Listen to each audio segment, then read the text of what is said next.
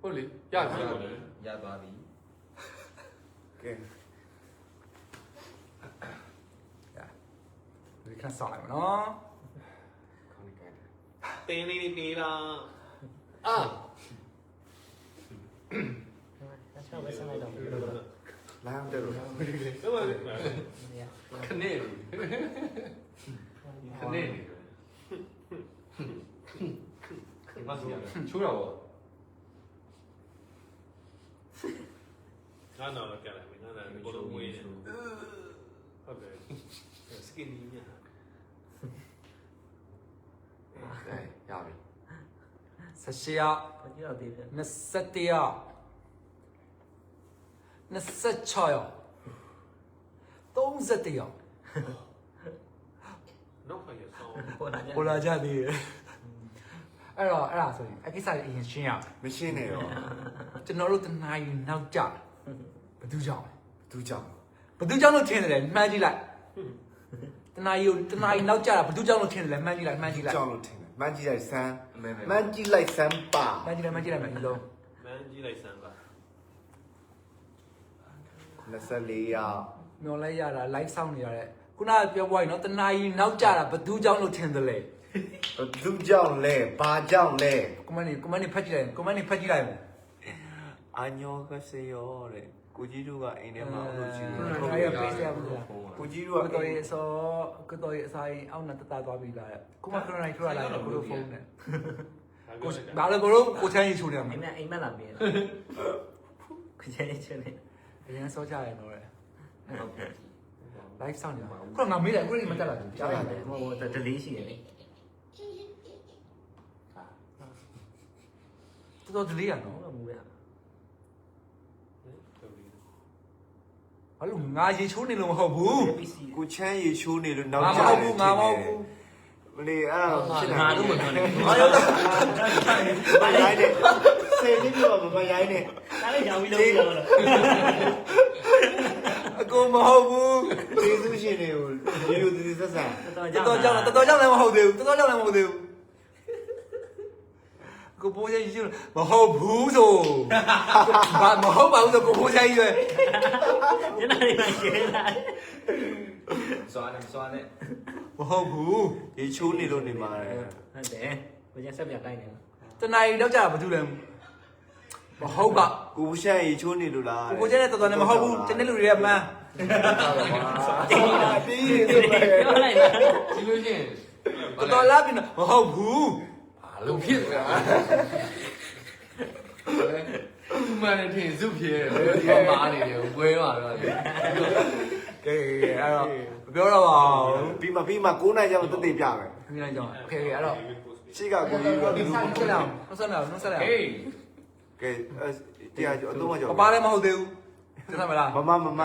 ready ဝင်တော့စတာလား ready 1 2 3 အားလုံးမင်္ဂလာပါ we are project K ကဲအဲ့တော့အယုံဆုံးငါတို့ဒီစိတ်နှစ်ပြည့်ထိမ့်မှန်နေနဲ့အားလုံးအမှတ်တရစကားလေးပေါ့နော်ကျေးဇူးတင်စကားဆိုတော့ခုခုလေးဖန်လေးတွေတစ်ချက်တော့ပြောလိုက်အောင် ဒီဘက်ဆိုင်နော် မကစားလိုက်မနော် အကြီးဆုံးကဆက်လိုက်ပါမယ်ဦး ပြောတယ်မင်းတို့ပြောတယ် ဦးရစကားပြောဖို့ကောင်းတယ် မင်းတို့လိုမပြောနဲ့ရိုင်း တားလို့ပြောတယ်တားလို့ပြောတယ် ဟုတ်တော့ share ပေးနေတယ်ဘယ်လိုလဲဘယ်လို share ပေးနေ ဘာလို့ရှင်းပေး ဘူးဝီဘော ဦးလည်းမဟုတ်ဘူးပြော ဒီနေ့ဆယ်နှစ်တောင်ပြေးသွားပြီနော်ဟိုနေ့ကကျွန်တော်တို့ live link တော့ပြောခဲ့လို့ပဲဒီနေ့ကလွန်ခဲ့တဲ့10နှစ်တုန်းက project key ဆိုပြီးတော့ကျွန်တော်နာမည်လေး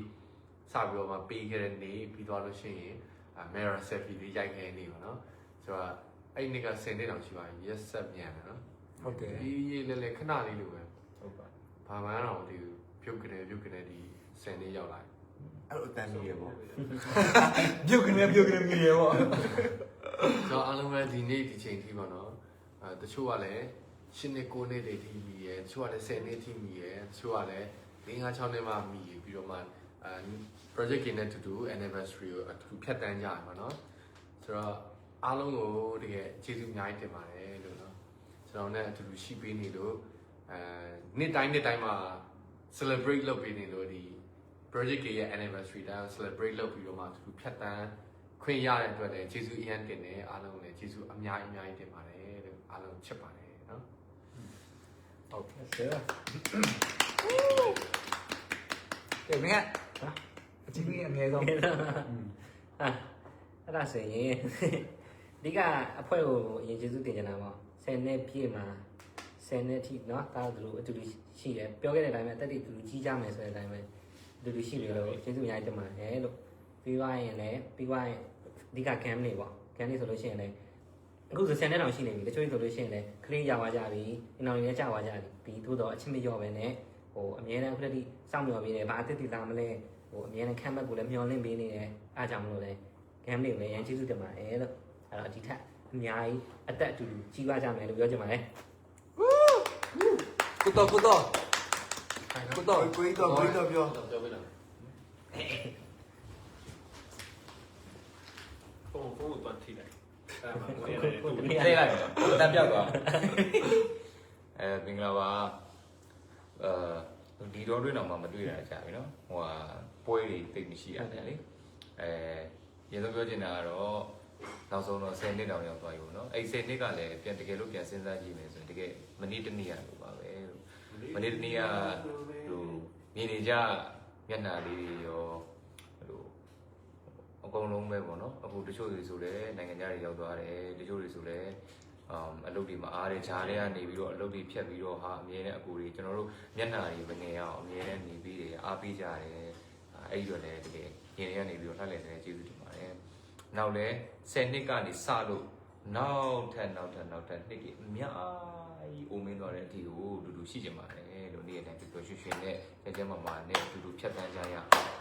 တော့ဘာလို့ကျွန်တော်တို့ project ကြီးရဲ့ style ကလည်း project ကြီးနဲ့ can နေဆိုတာလည်းဟိုဘယ်လိုပြောမလဲ idol နဲ့ fan တွေဆိုတာတဲ့ဒီမောင်နှမတွေလိုမျိုးပို့ပြီးတော့သွားတယ်မိသားစုတွေလိုမျိုးအဲ့လိုမျိုးသွားတယ်လို့မြင်တယ်ပေါ့နော်ဆိုတော့အဲ့တော့မောင်နှမတွေလိုမျိုးချစ်ခင်နဲ့အားလုံးစီလုံးလုံးနဲ့ဖြတ်တန်းကြမယ်နောက်နှစ်ကိုလည်း okay လေးပေါင်း အဲ့ဒါချက်ပြောင်း အတန်တက်ပြောက်သွား ကဲကိုတော်ပြီးပြီဆို ဆို တော့ တယ် ဟောဟေးရ မော်ကိုဝင်းချန်လေးအကြီးထပ်လာမှာလေ ပထမဆုံးနေတယ်ပထမဆုံးနေတယ်ဒီကကျေးဇူးတင်နေတာတော့ပြောတာ ကျွန်တော် member ပေါ့ member ဒီချင်းကြီးရှိနေလို့ပါဒီလိုချင်းကြီးရောက်လာဆိုတော့တင်နေတာ member တင်နေလာတယ် ဗာတင်း ဘာတင်နေတာလဲ ကိုကနေပြီးတော့ကျေးဇူးတင်နေတာနော်ဆိုတော့ဒုတိယအနေနဲ့ကတော့ခံနေပါနော်ဆိုတော့ကျွန်တော်ပွဲရည်လည်းအများပွဲတွေမှာတော်တော်များများရှိတဲ့အားတွေပါပဲထက်လဲထက်နေပါမယ်နော်ကျွန်တော်နောက်ထပ်ဒီကတော့ကျွန်တော်ပြန်ချပြခြင်းတဲ့ဟာကတော့အဲ့လိုမျိုးမတူညီတဲ့ဟာတွေအများကြီးလုပ်ပြခြင်းတယ်အဲ့ဒါနဲ့ပြန်ပြီးကျေးဇူးဆက်တာပေါ့နော်ဆိုတော့ဒီကအခုလာမဲ့ process တိုင်းလည်းကျွန်တော်တို့မတူညီတဲ့ဟာတွေနဲ့ချက်ပြသွားပါမယ်လို့ပြောချင်ပါတယ် ဆန် ကျေးဇူးပါအားလုံး ကိုကြီးကိုကြီး ဘိုးချန် ကိုကြီး ဘိုးချန် ကိုကြီး ဘိုးချန် ကိုကြီး ရှိကြတယ်ခေါ်မလားကြည့်ပါ ကြည့်ရ ရှာတော့ ဟာဟဲ့ ရှိရှာ စေမလို့အားချိုး စိတ်ထူရလောလို့ဆိုရှုံးသွားတယ်ကဲဘာ10နှစ်ပြည့်ပြီဆိုတော့ပြန်တွေးလိုက်တိုင်းတကယ်ရင်ထဲမှာနှွေးထွေးရပါတယ်တကယ်ကျေးဇူးလည်းတင်ရပါတယ်10နှစ်ဆိုတဲ့အတိုင်းတာတစ်ခုကကျွန်တော်မြန်မာအချင်းချင်းရောတကယ်ချင်းတယောက်နဲ့တယောက်ချင်းချင်းတော့မှာပဲ10နှစ်ဆိုတဲ့အတိုင်းတာတစ်ခုမှာရောက်ဖို့အရင်ခက်ခဲတယ်ပေါ့နော်ဒါပေမဲ့ project K ဆိုတာအခုရောက်လာပြီပေါ့နော်10နှစ်ဆိုတဲ့အတိုင်းတာတစ်ခုရောက်လာတဲ့အချိန်မှာပြန်တွေးလိုက်တိုင်းလည်းဝမ်းသာတယ်နှွေးထွေးရလို့လည်းခံစားရတယ်ပေါ့နော်ဒီအချိန်ထိ game လေးတွေကလည်းလုံးဝproject ကအကိုတွေအားလုံးမျက်နှာမငယ်ရအောင်ဒီချိန်ဒီအမြဲတမ်းတက်နိုင်သမျှအဖက်ဖက်ကနေပြီးတော့ sporting ပေးရအတွက်လည်းဒီစနေပြည်လေးကနေပြီးတော့အထူးလိုက်လဲတကယ်ကျေးဇူးတင်ပါတယ်လို့ထပ်ပြီးတော့ပြောချင်ပါတယ်အဲ့ဒီအတွက်လည်းအကိုတို့အားလုံးကအခုစနေပြည်အထိမ်းအမှတ်နဲ့လုံးမဲ့ comeback ပွဲလေးမှာလည်းအားလုံးမျက်နှာမငယ်ရအောင်ဒီထက်ပို့ပြီးတော့အားလုံးကိုကိုကောင်းတဲ့အရာတွေပေးလို့ကျေးဇူးလာပါမယ်ဟုတ်ပါတယ် ဟုတ်ပြီ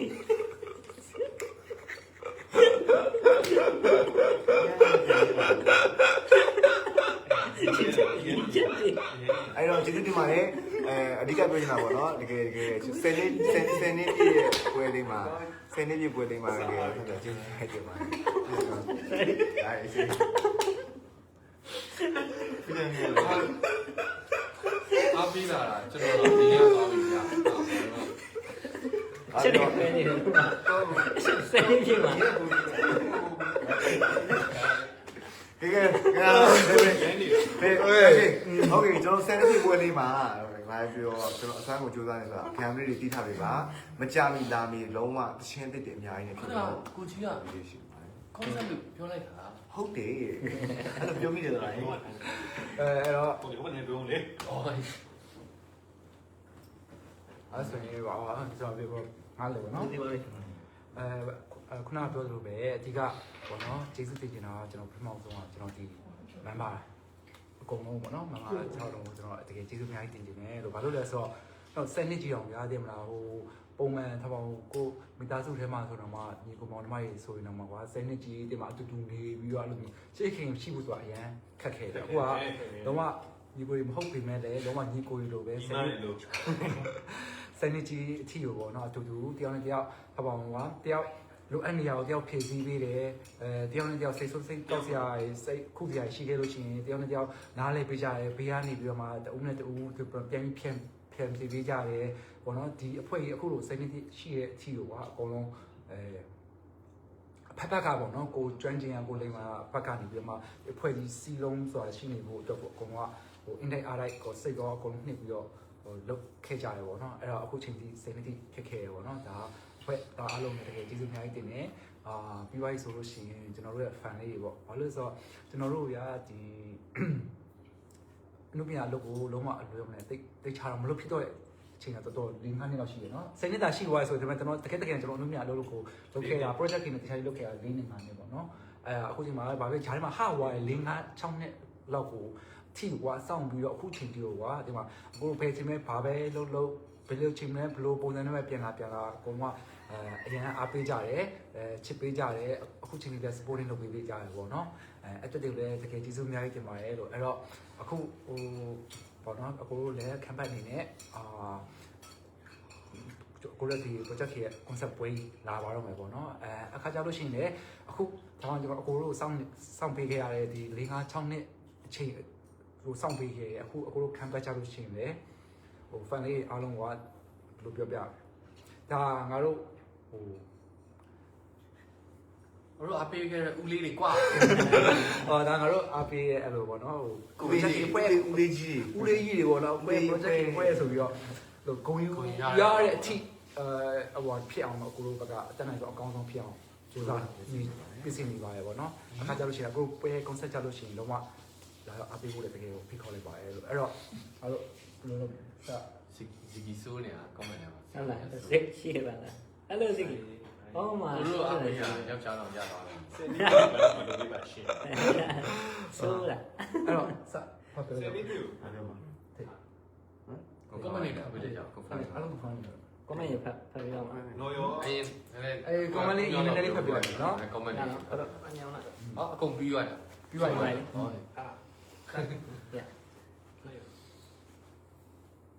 အဲ့ဒါကပိတ်ထားတယ် ဟောမမစီဘူးပါဒီမှာဒီမှာလေ တော့ကိုကြီးအသက်ရှူလို့မှရရလားပဲကိုကြီးပဲ ကိုကြီးကတော့ဆောင်းနေတယ် ဘယ်သူသမစားနေရလဲပကံနဲ့ဆုံးချိတ်တန်နေစကားတန်နေကြားနေရတယ်စိတ်နှိပြေခံဘက်ကိုရဘန်ကောက်မှာလုပေးပါရှင့် အဇီကီ လာခဲ့မယ်နိုင်ငံခြားကနေကြည့်လို့ရအောင်စီစဉ်ပေးပါမလာပြိုးတဲ့โอเคအဲ့ဒါကြီးကအကုန်လုံးအကုန်လုံးခဏနေပြောပြတော့မယ်ပြောလိုက်တော့မယ် ပြောလိုက်တော့ โอเคအဲ့တော့ဒီကျွန်တော်တို့ concept ပွဲအကြောင်းလေးအခုစပြီးတော့ announce စပြီးလုပ်ပေးချင်ပါတယ်ပေါ့နော်အဲ့ဒါတော့အခုလာမယ့်19ရက်နေ့8လပိုင်းအခုလာမယ့်8လပိုင်း19ရက်နေ့ကြာလို့ရှိရင်ကိုတို့ project ကြီးရဲ့ campus concept ပွဲကြီးကို Novotel Hotel မှာလုပ်ဖို့ရှိပါတယ်ပေါ့နော်အဲ့ဒါအားလုံး အဲ့တိတ်လေး အဲ့ဒီကလေးကိုတော့ save လုပ်ထားပေးပါလို့8လပိုင်း19ရက်နေ့ 8လပိုင်း19ရက်နေ့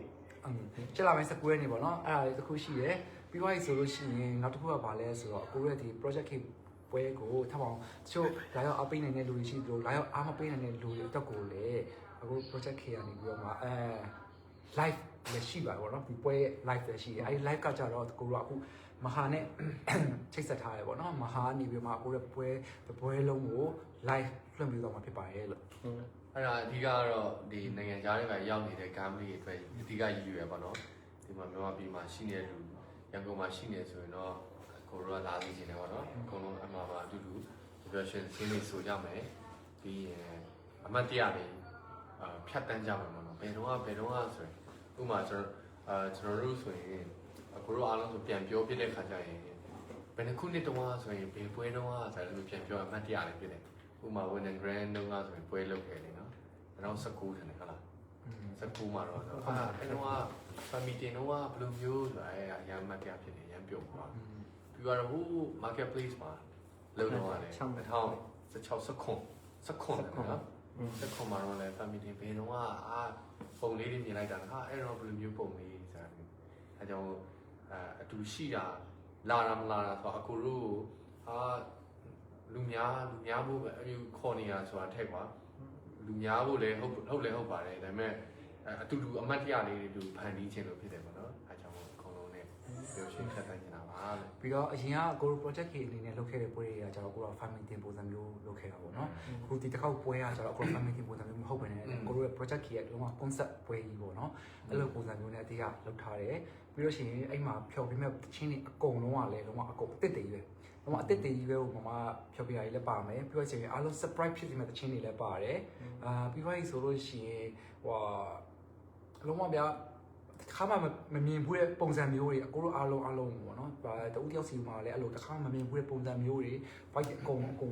ပါတယ်ပေါ့နော်။အဲဒီဟာကြောင့်လည်းဒီပွဲကလုံးဝအားလုံးအတွက်လည်းတကယ်ကိုအမတ်တရားလည်းဖြစ်စေမယ်ပြီးသွားရင်ဘလို့ဂုံစွာနဲ့ဟိုလာရောက်အပေးရတဲ့ပွဲမျိုးလေးတစ်ခုဖြစ်အောင်ကိုတို့ဘက်ကလုံးဝတိတ်ချယူဖြစ်စေ ဟုတ်ပါတယ်ချိုင်းဟိုမလေးဖတ်ပြလားအဲ့တော့အမြဲတမ်း comment တွေမှာဖတ်ကြအောင် ကိုမင်းနဲ့နာမည်ခေါ်ပေးပါတဲ့ Rihanna ဟောညီမမင်္ဂလာပါဒီ 这个人来 အင်းကျန်ဦးနေသုံးလေးမင်္ဂလာပါတကြပါcomment တက်ပါ အားလုံးပဲနေကောင်းကြလားစားပြီးကြရလား ဟုတ်တက်တော့ PPM ရဲ့ရောက်တချို့တွေ ဖတ်ပါမယ်နော်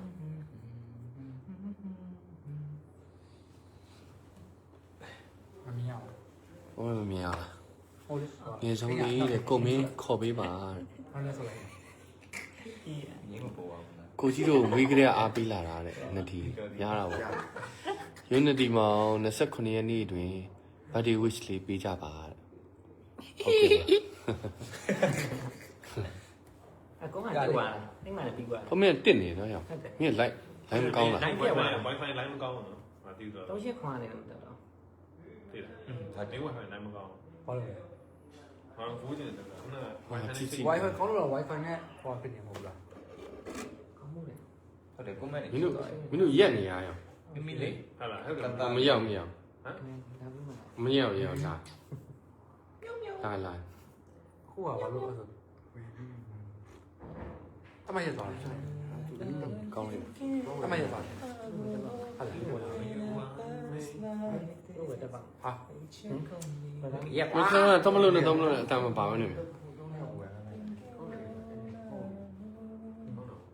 ခုကျ ဟမ် အကင်လို့ပါတော့ တပိုင်နဲ့ တပိုင်တော့တော့ဝယ်တယ် ဘာလို့ဘယ်ရွေးတယ်လဲ သူ့ရွေးတာလေ နေမှာ ဒါလေးပဲရှိတာ ဒီလိုမျိုးရွေးတာပဲ ဒါလေးပဲဆိုတော့ရွေးတိုင်းစားမကောင်းဘူး ခုပြောနေအောင်ပြောနေပို့ကြတယ် အဲ့ဒီပြောရ တက်ပါရေးလိုက်တာဟုတ်တယ်တက်တော့ပဲရနေမင်္ဂလာပါ အဲ့လို